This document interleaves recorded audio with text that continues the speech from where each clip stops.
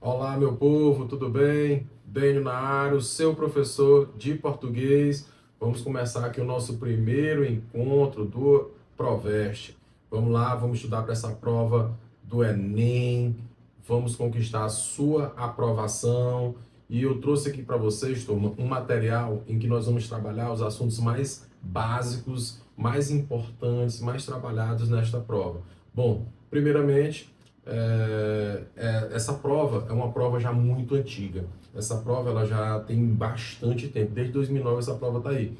Então já existem livros falando sobre essas particularidades da prova, características que sempre se repetem, tá certo?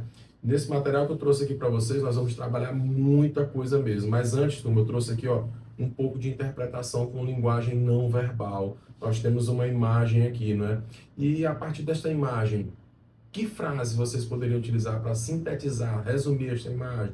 Uma pessoa aguando a outra e recebendo uma florzinha em volta. E aí? Parabéns para quem lembrou da palavra reciprocidade, não é isso? Aquilo que fazemos aos outros voltará para a gente. E aí? Você vai ficar satisfeito com aquilo que você está plantando? Bora lá! Uma frasezinha aí também para mais reflexão aí, ó. O medíocre é aquele que não faz nada para mudar a própria vida, mas se incomoda com a mudança que você faz na sua. Pesado. Ele está querendo dizer o quê, turma? O medíocre não quer o que você tem. Quem quer isso é o invejoso. É o outro ruim também, né? O medíocre, ele não quer que você tenha nada para ser igualmente medíocre como ele. Pesadão, né? Meu povo, para fechar nossa parte de interpretação de linguagem não verbal, olha essa imagem aí.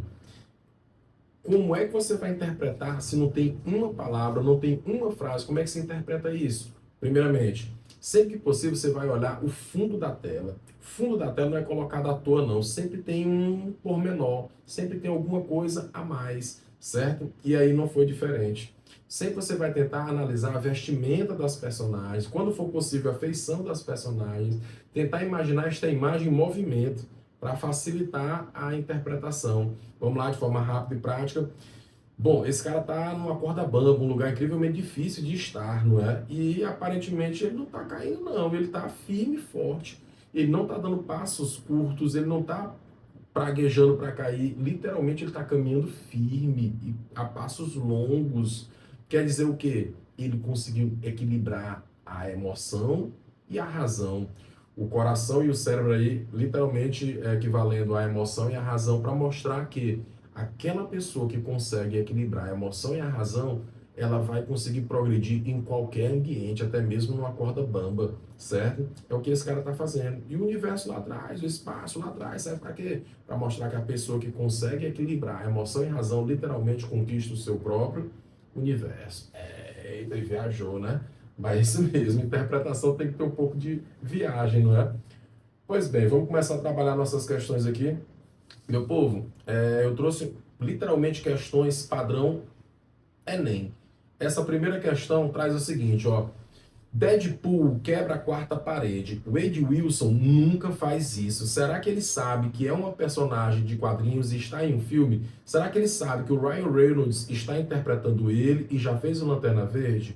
É uma grande toca do coelho e queremos explorá-la bastante, afirma Miller, que é o diretor do filme aí, né? Por ser importante descobrir o limite dessa interação com o público. Então eles decidiram transformar isso numa espécie de poder que não deve ser mostrado antes de Wade adquirir suas habilidades.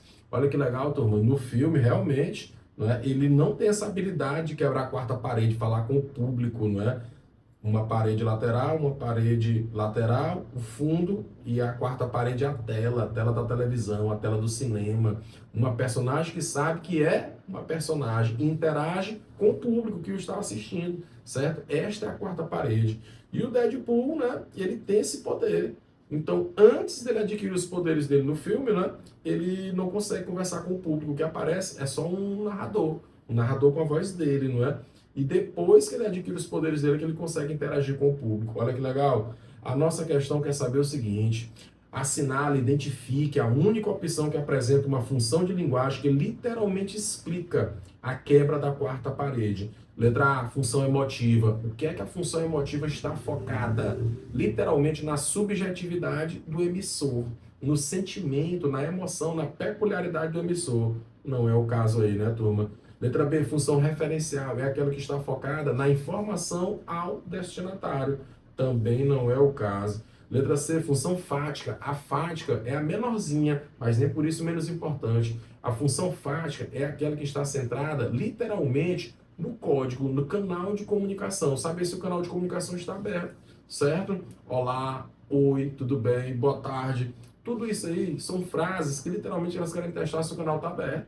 Quando uma pessoa pergunta tudo bem, e ela não quer saber. Não, tá tudo bem, não, eu tropecei hoje, não. É uma forma de dizer assim, eu estou aqui. Se precisar falar, eu já estou aqui, o código está aberto, certo? Função poética é aquela que enfeita a linguagem, adorna a linguagem. Ao invés de dizer uma frase nua, crua e simples, ela fala enfeitado, tá certo? Djavan disse que amar é um deserto e seus temores. Djavan, não é? Aí vem um MC Poquinha da vida, aí vai e diz assim, né? Amar é foda. Aí, no caso, foi bem mais pobre, não é? Mas foi mais ou menos a mesma ideia, né? De que amar é difícil, é complicado, tem seus altos e baixos, não é? Então é bem diferente. E letra E, ele fala em função metalinguística. Aí sim, turma, a metalinguagem é o código que explica o próprio código. Nós temos uma personagem que se explica como auto-personagem. Isso é metalinguagem, um código se autoexplicando, não é? Havia um programa de TV chamado Video Show. Era um programa de TV para falar sobre outros programas de TV.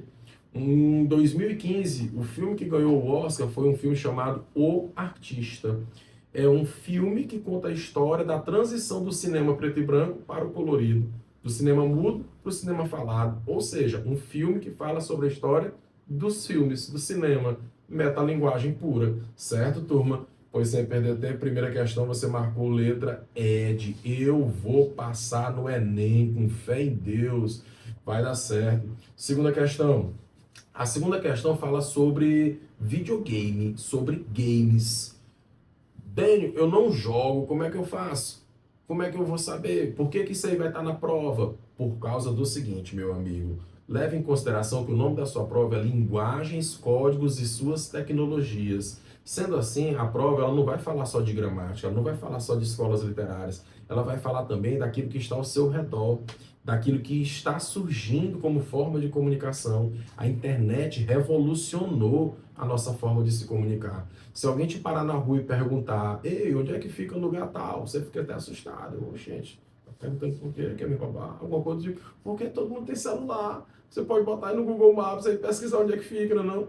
Então, literalmente mudou a forma de se comunicar. Algumas coisas que poderiam soar estranhas antes, agora não soam mais, tá certo? Porque a tecnologia facilitou. Você chegou em um bairro novo, numa região nova, não conhece ninguém, você ia ter que levar um certo tempo para literalmente interagir com outras pessoas para descobrir onde é que eu encontro um local para eu jogar bola, onde é que eu encontro pessoas para literalmente interagir. Pelas redes sociais você encontra rapidamente. Tudo bem?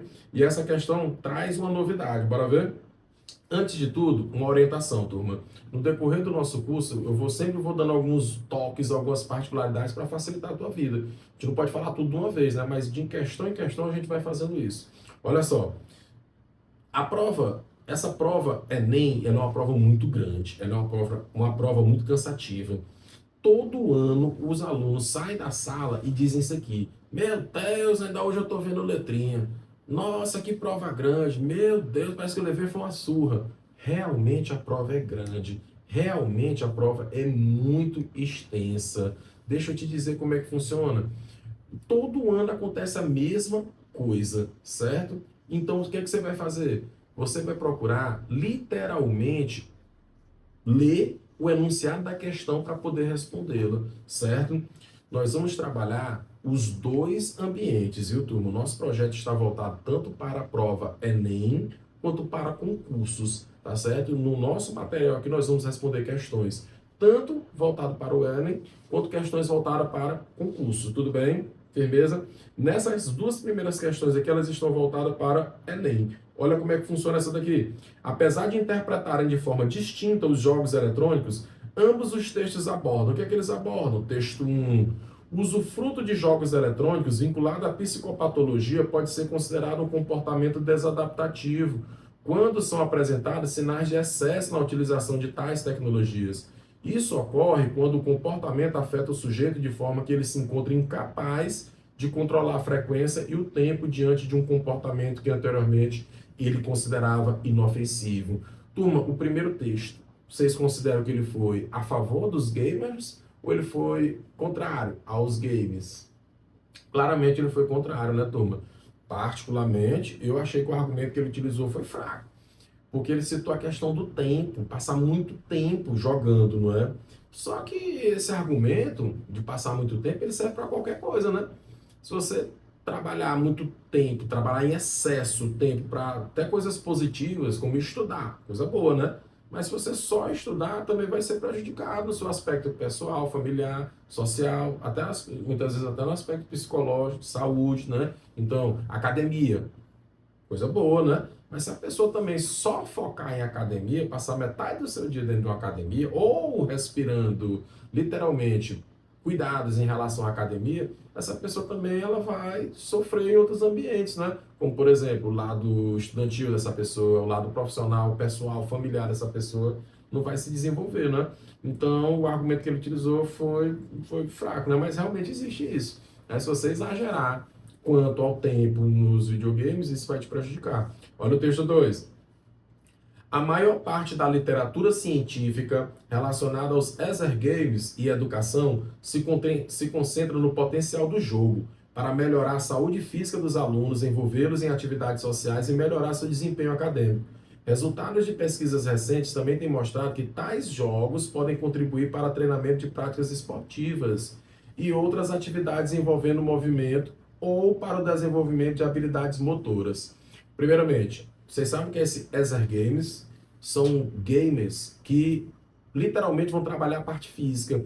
Existem jogos e videogames que tem, por exemplo, o Kinect, né? Você segura um objeto aqui, esse objeto literalmente ele pode se transformar no jogo que você estiver jogando, né? Pode ser uma luva e o movimento que você faz aqui aparece lá na tela. Ele pode ser uma arma, não é? Aquilo que você está segurando pode funcionar como uma arma, como um arco e flecha, certo? Então, esse exergame é videogame e exercício, certo? E isso é mais comum do que a gente imagina, por exemplo. Esses jogos bem famosos, né, como PUBG, Free Fire, Counter-Strike, esses jogos de tiro, né? No passado, não é? No passado até relativamente recente, eles eram utilizados como treinamento militar. Imagina ali você tá com aquele óculos de realidade virtual e a tela do celular bem ali mostrando um ambiente inóspito, a pessoa entrar num ambiente que ela não conhece e lá literalmente saber improvisar diante de uma situação perigosa, né? Então já foi muito utilizado isso aí. Outra situação, quem vai tirar brevet, que é a carteira de piloto de helicóptero, piloto de avião, ele não pega um helicóptero, ele não pega um avião enquanto ele não tiver 1000 e tantas horas de simulação, certo? Então os exergames também são simuladores. Carro, não é? Você vai tirar a carteira de motorista, tem gente que tem pavor, pânico de carro, né? Então primeiro ele vai fazer simulações até se sentir confiante para poder pegar o carro pessoalmente, fisicamente, tudo bem? Pois bem, o texto 2 ele já se mostrou favorável aos games. Bora ver o que é que a nossa questão quer de novo? Apesar de interpretarem de forma distinta os jogos, sim, o primeiro foi contra, o segundo foi a favor. Ambos os textos abordam, o que é que eles abordam? O que é que os dois abordam juntos? Letra A, doença como foco central. Só quem fez isso foi o texto 1, certo? O texto 2 não abordou como doença.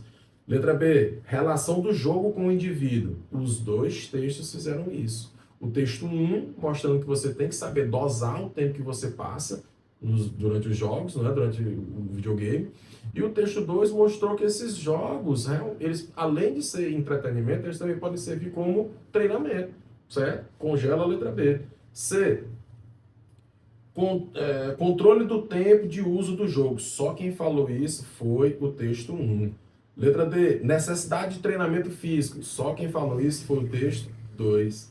Letra E, envolvimento em práticas coletivas. Só quem falou isso foi o texto 2. Então, sem perder tempo, você foi lá e assinalou letra B, de bom aluno Proveste, aprovado no Enem. Com fé em Deus, vai ver a sua aprovação. Tudo bem? Qualquer dúvida, viu, turma? Vocês podem colocar aí nos comentários, tá certo? Que assim que possível também nós iremos responder, certo? Nós temos um grupo do WhatsApp, né, Mário, também. E aí pode mandar perguntas no grupo, comentários. Professor, eu não entendi por que na questão 2 foi letra B, se a letra D eu achei interessante e tal. Você pode esclarecer? Mande sua pergunta, que assim que possível a gente vai responder. Não se preocupe, não. Tudo que vamos fazer aqui é para sua aprovação, certo? Texto 3. Olha o tamanhozinho desse texto. Não é um texto grande, mas a prova de linguagens contém 45 questões. É inevitável, praticamente toda questão tem um textinho. Esse textinho não é muito grande, mas se você tiver diante de 45, 43 textinhos como esse, fica cansativo. Então, literalmente, essa prova não é só uma prova de conhecimento, é também uma prova de resistência, certo? A terceira questão também é padrão Enem. Olha o que é que ele quer dizer. Vou ler logo o enunciado, antes do texto. A argumentação construída para comprovar a tese de que o uso das redes sociais afeta a autoimagem das pessoas consiste na apresentação de verdade, turma. As redes sociais alteram a sua percepção da sua autoimagem. Bora ver como? Como as redes sociais afetam a sua visão de si mesmo? Você já se perguntou como todas aquelas imagens das redes sociais dos corpos de outras pessoas podem estar afetando a maneira como você vê sua própria imagem? Durante um estudo publicado no ano passado, Jennifer Mills, professora associada da Universidade de York, no Canadá, pediu a universitárias que fizessem uma selfie em um iPad e a publicassem no Facebook ou no Instagram. Um grupo só podia fazer uma foto e publicá-la sem edição, mas o outro grupo tinha a chance de fazer quantas fotos quisesse e retocar sua selfie usando um aplicativo. Mills e seus colegas observaram que todas as participantes se sentiram menos atraentes e menos confiantes depois de postarem as selfies do que quando entraram no experimento. Inclusive aquelas que tinham permissão para editar suas fotos o quanto quisessem. Mesmo elas podendo fazer com que o resultado final pareça melhor, elas ainda focam em aspectos do qual não gostam em sua aparência, afirma a professora. Então, por enquanto, você devia organizar, como você deveria organizar seus próprios feeds das redes sociais? Se não quiser acabar se sentindo mal com o seu corpo, Mills tem uma dica que deve funcionar para todos. Guarde seu celular. Ou seja, turma, a nossa professora pesquisadora chegou à conclusão de que as pessoas acabam fazendo comparações, não é? E acabam se subestimando, não é? Ao ver pessoas com um biotipo talvez melhor do que o delas, né? Ou diferente do delas, elas acabam fazendo comparações, certo? Ah, eu tiro uma foto com meu filho na praia, vou postar. Não vou, porque aparece meu buchinho aqui. Não vou postar mais não. Só quem pode postar é quem tem um corpo tal e eu não posso. Entenderam o raciocínio? É isso que a professora pesquisadora percebeu. Isso é equipe. A questão quer saber em que se baseia o argumento de que as redes sociais alteram a nossa autoimagem. Bora ver as opções? Sem perder tempo. Letra A. Deduções sobre o que pode ser encontrado online pela comparação entre usuários. Não, turma, não é a questão do que você encontra online. As redes sociais fazem isso, tá certo? Você se preocupa com coisas que talvez você não se preocupasse se estivesse diante dos seus amigos na vida real, não é? Mas os amigos nas redes sociais você já se preocupa. Isso aí quer dizer muita coisa, não é? Letra A não serve. A questão não é o que elas vão encontrar na internet, não é? Segundo a professora pesquisadora, na verdade é a própria internet, a autocomparação que a gente acaba fazendo. Não necessariamente é algo externo, mas é você tendo contato com esse externo. Pode ser que você poste algo e não seja nem criticado ou, sei lá, pouco elogiado, que vai te fazer mal. O que faz mal é você mesmo já se sentindo mal por postar a foto, entendeu? Eu sei que eu não atendo os padrões específicos de beleza tal. Então a pessoa já se sente mal de postar. Entenderam o raciocínio? Letra B. Exemplo da utilização de aplicativos promotores de mudança no teor das publicações.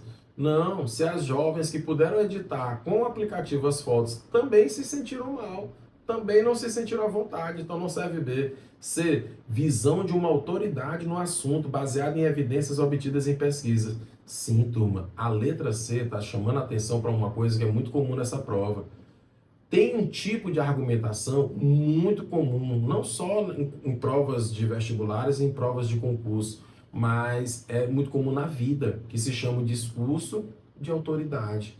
Se alguém estudado, competente em uma área, está falando algo sobre o conteúdo, sobre a competência que ele adquiriu durante uma vida inteira de estudos, no mínimo, deve-se levar em consideração o que aquela pessoa está falando, tá certo?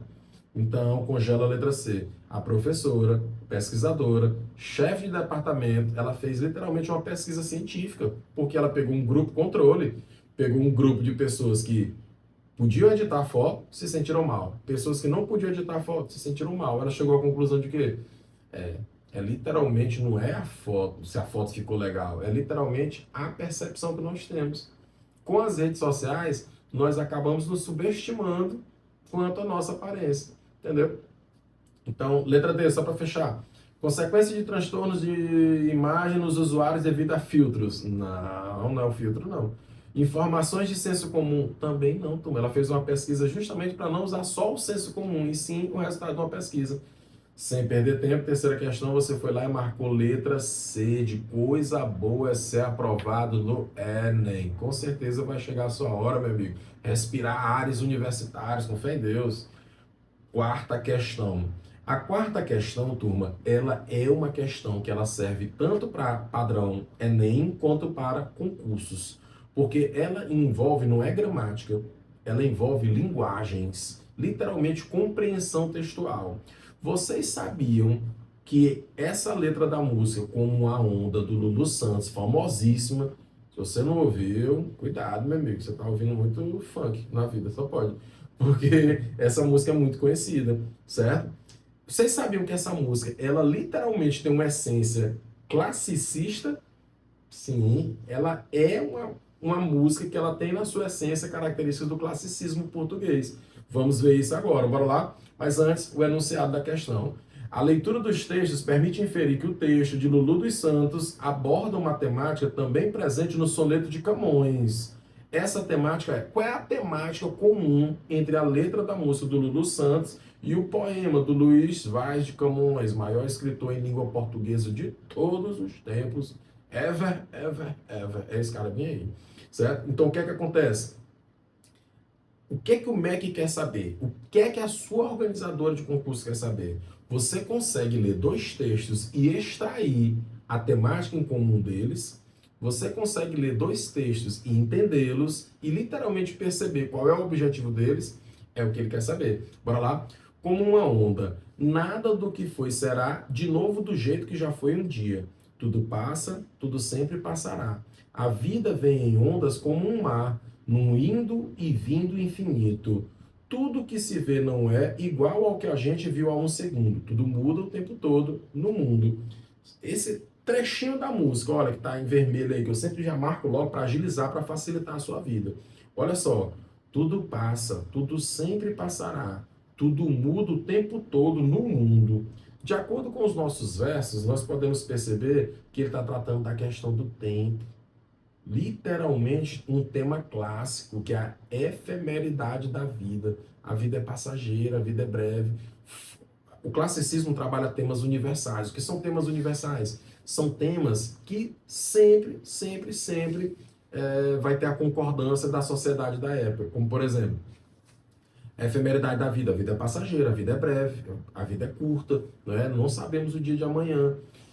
Isso aconteceu no passado, acontece hoje e no futuro também vai ser desse jeito. Outro tema clássico, falar sobre a dualidade, a contrariedade do amor, o amor como um sentimento contraditório.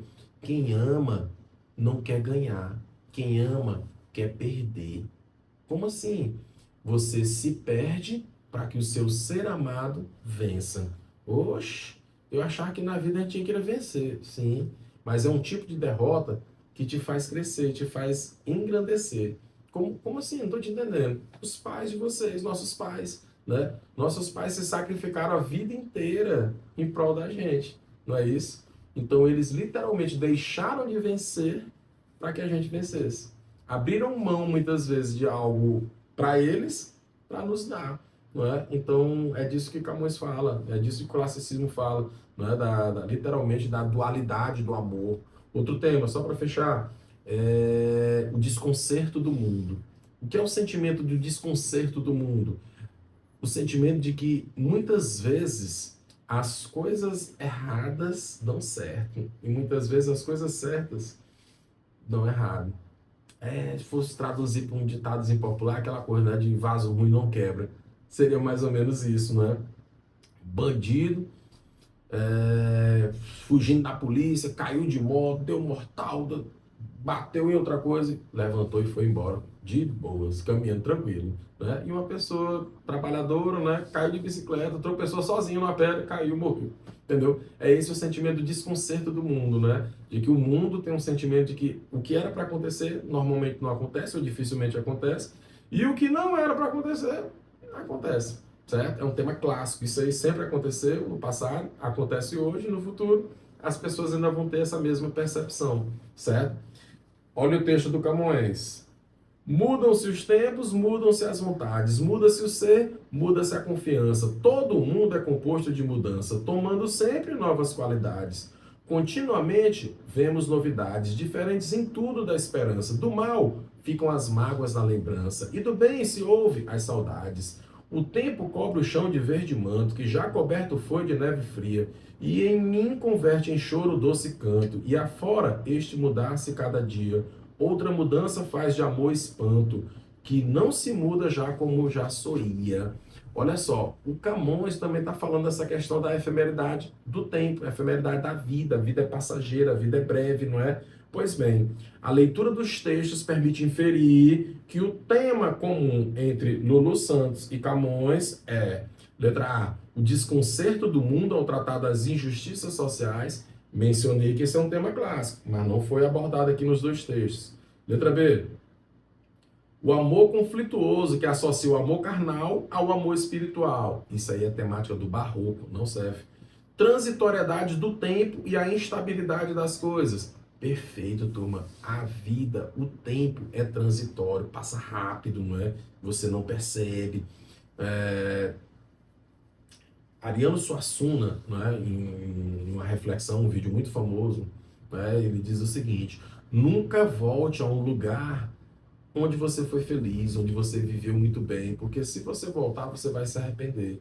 Porque o lugar não vai ser mais o mesmo, você não vai ser mais o mesmo, e o tempo também não vai ser mais o mesmo. Então, não volte a um mesmo lugar pensando que você vai viver as mesmas alegrias, as mesmas satisfações, porque nada que foi é mais a mesma coisa, entendeu?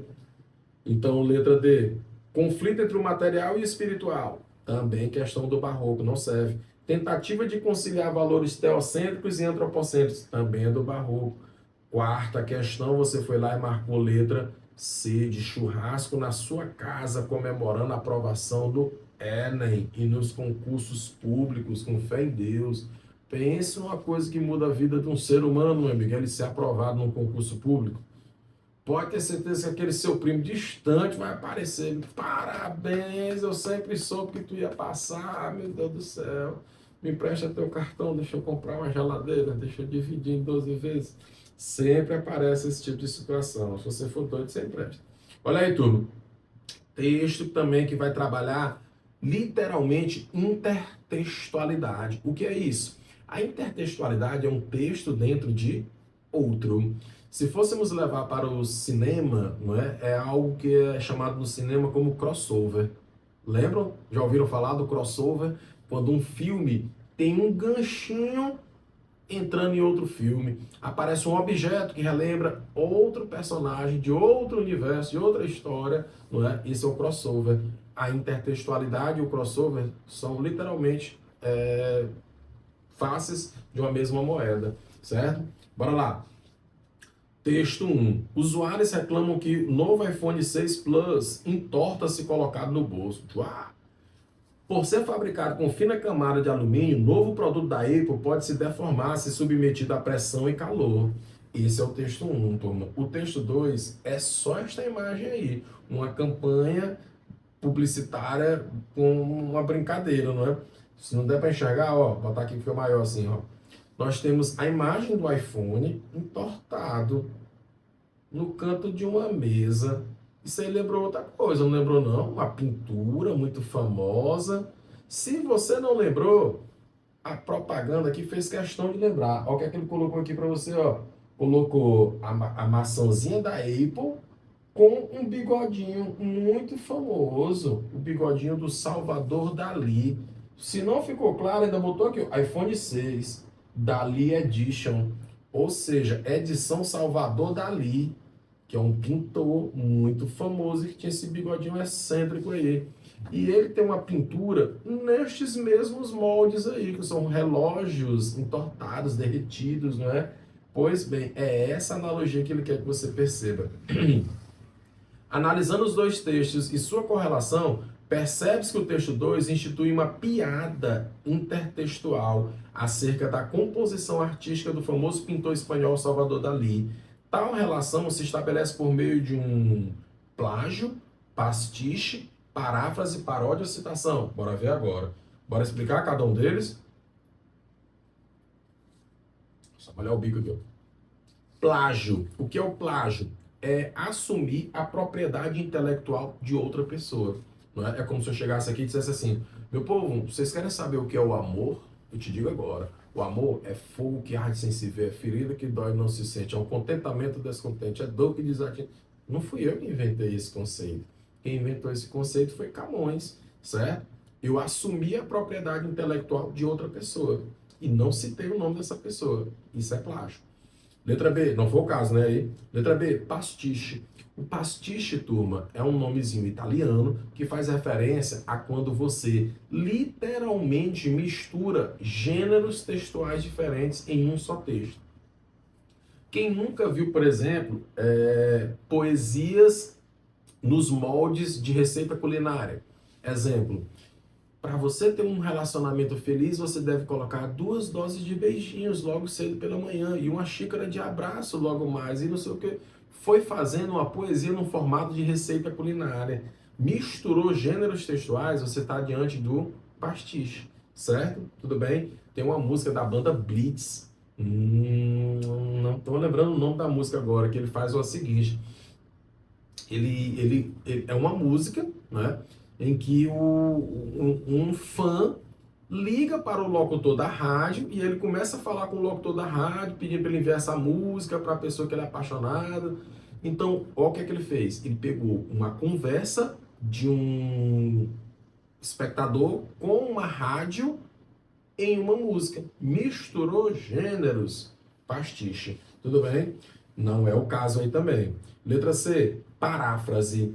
A paráfrase é você pegar a fala de uma pessoa, igualmente essa fala, ou aproximadamente essa fala, mas com o mesmo objetivo, com a mesma finalidade, só que em um contexto diferente. Como assim? O melhor exemplo que eu lembro disso aqui é Peter Parker, o Homem-Aranha, não é? Assim que o Homem-Aranha descobre que ele tem os poderes, ele vai lá para o Clube da Luta para ganhar dinheiro, né? Porque o Homem-Aranha sempre foi quebrado.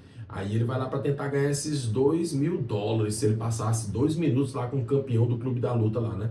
Ele derrota o cara rapidamente, foi lá receber o dinheiro e o dono do Clube da Luta o enganou, disse que ele não tinha direito porque ele não demorou os 2 minutos dentro do ringue, ele derrotou o cara antes disso. E aí ele diz, mas eu preciso do dinheiro, eu preciso do dinheiro. E o dono do Clube da Luta vira para ele e diz na maior cara de pau: e quem disse que isso é problema meu? Pouco tempo depois, enquanto o Peter está saindo lá do Clube da Luta, um ladrão foi lá, roubou o dono do Clube da Luta e passou pelo Peter. E o Peter não fez nada, ficou só olhando o ladrão passar. E o dono do Clube da Luta foi lá falar com ele: por que você não fez nada? Você podia detê-lo facilmente. E o Peter vira para ele e diz a mesma coisa. É a mesma frase, só que em um contexto diferente. E quem disse que isso é problema meu? Isso é parafrasear, certo? Tem um filme chamado Exterminador, em que tem uma célebre frase lá, quando ele vai matar o vilão lá, né? Que ele diz assim: hasta la vista, baby. Aí mata o vilão, né? Pois bem, Se eu estou lá jogando sinuca e aí eu coloco a última bola no ponto para ser derrubada, e aí eu vou derrubar a última bola, tô mirando, e eu viro para você e digo, hasta la vista, baby, e dou a última tacada. Isso é parafrasear. Eu peguei uma frase de finalização do filme Exterminador do Futuro e usei para finalizar o jogo na partida de sinuca. Isso é paráfrase, parafrasear, tudo bem? Letra D, paródia. Paródia é fazer referência ao texto de alguém com um tom satírico, um tom humorístico, um tom mais sarcástico, brincalhão, certo? Tem um texto muito famoso que é a Canção do Exílio. Minha terra tem palmeiras onde canta o sabiá. As aves que aqui gorjeiam não gorjeiam como lá. E aí o Maurício de Souza, na Turma da Mônica, faz o seguinte, coloca o cachorrinho Bidu conversando com outro cachorrinho lá, né? Não lembro qual era o cachorrinho lá, esqueci o nome. Um peludinho lá, esqueci, um esquisitinho lá. Aí ele diz assim, né? Minha terra tem Corinthians onde canta o sabiá. Aí o Bidu interfere, né? Não, tá errado. É minha terra tem Palmeiras onde canta o sabiá. Aí o outro cachorrinho vai dizer assim, cada um tem um time que quiser. Olha só, ele pegou a Canção do Exílio, que estava falando da árvore, palmeira, não é? E ele transformou, brincou com aquela situação para falar de um outro time, só para zoar, para satirizar o verso da música do Gonçalves Dias. Isso é um exemplo de paródia. Tudo bem? Citação é o que você faz na redação, no seu concurso público, na prova Enem, não é? Eu cito a fala de alguém, abro aspas, cito essa fala, fecho aspas e menciono claramente que aquela fala é daquela pessoa, certo? Bom, o nosso texto está zoando a nossa pintura do Salvador Dalí e fez uso da informação sobre o iPhone 6 Plus entortar, não é? Com a pintura do Salvador Dalí. Se ele zombou, satirizou, brincou, você vai lá e assinala a letra D. Letra D de demais é ler seu nome na tela do computador.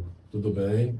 Meu povo, ativem as notificações no seu canal para que você sempre fique por dentro de tudo, tá certo? Toda esta atividade vai ser colocada para vocês, vai ser disponibilizada para vocês no grupo, para que vocês possam fazer com antecedência até mesmo. Quando eu vier fazer, você já tentou fazer em casa, tá certo? As próximas listas já vão ser disponibilizadas com antecedência, tudo bem? Quinta questão, você marcou letra D. Meu povo, ficamos por aqui no nosso primeiro encontro. Fiquem com Deus. Eu sou o professor Denho, seu professor de português. Estou aqui para te ajudar a ser aprovado no vestibular, para você ser aprovado no concurso. Estamos juntos nessa caminhada rumo à sua aprovação, à sua mudança de vida. Firmeza, meu povo? Valeu, falou, um abraço.